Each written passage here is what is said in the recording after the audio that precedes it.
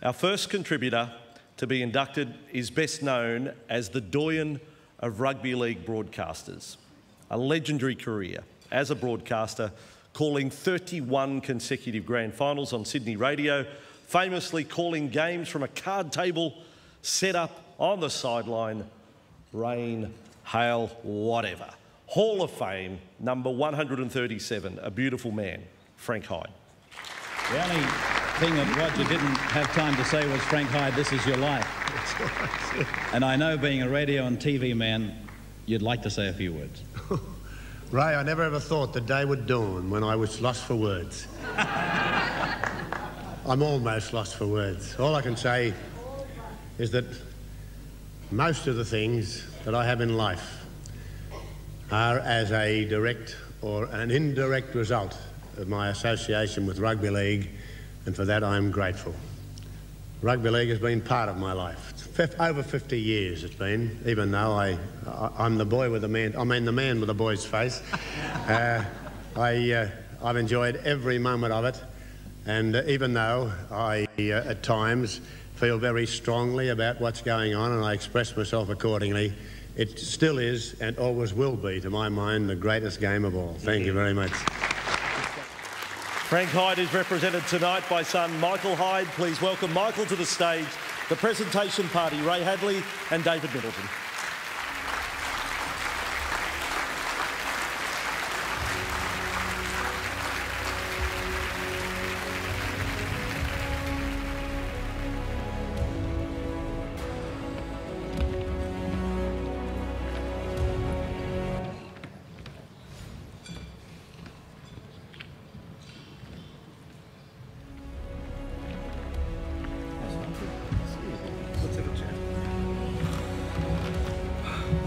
Look, I'm pretty sure Ray would say the same. Any broadcaster, the late David Morrow, the impact your dad had on our lives. He was the voice of rugby league. You must be incredibly proud of the adulation of which he's held by so many. I certainly am, but I didn't realise just how good Dad was as a broadcaster till he wasn't doing it. When he retired, I used to work with him the last 10 years or so of his broadcasting career, and it was an extraordinary experience. The people that I met and befriended and everything, David is another one that I just felt so good about. But Dad was something special, and he loved it.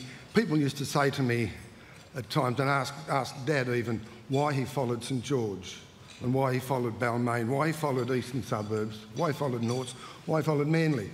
Because he didn't follow anybody. He said, I'm not allowed to. He said, I've got a job, you pay my wages. So he said that it's something that it was so special to him, and you know, he did it for a long time, and he used to love it. He never practiced or anything, he just went out and did it. He knew the rules, he was a coach, he was a referee, he did everything. But he was a damn good broadcaster, I think. Yeah. On the broadcast, you see, I met Frank, and it's one of the highlights of my life. I mean, everyone who met him, he's just such a great man. But he'd get cranky during his call. So if a ball boy went in front of him and stood in front of the call, you know, he'd be live on air. He'd be telling that ball boy, do you know what? Yes, and I used to have to go and get rid of them because you know, some of them were pretty big. Yeah.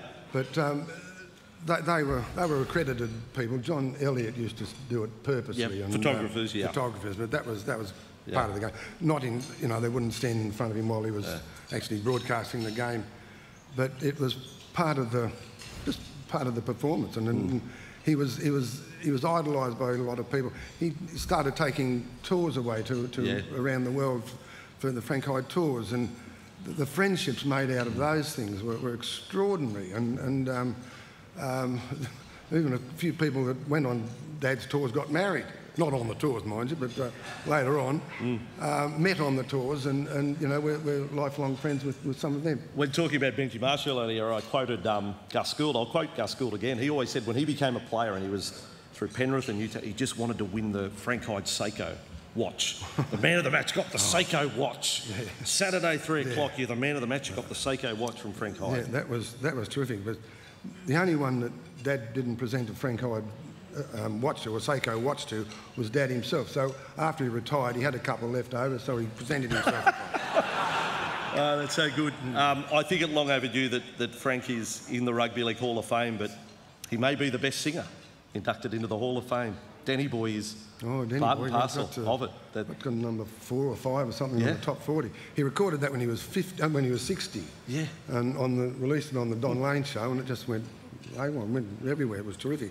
He was renowned for it, but everywhere he went, everybody wanted him to sing Danny Boy. So he finally learnt all the words to it after about 30 years. So it was great. But the game would finish, and on 2SM, Danny Boy would be at the end of the coverage. Either Danny Boy or one of his, because he made 3 albums, and it was any one of those songs that 2SM had put on the thing afterwards. But he was in the car coming home and didn't have a radio, so he didn't hear it. So it was great. Fantastic. Well, Frank's with us. He's part of the game. He sure is. He is an incredible legacy, and he's so worthy in the Rugby League Hall of Fame. Miss him, yeah. Thanks for joining us tonight, Michael. Thank you, Ladies and gentlemen, Michael Hyde.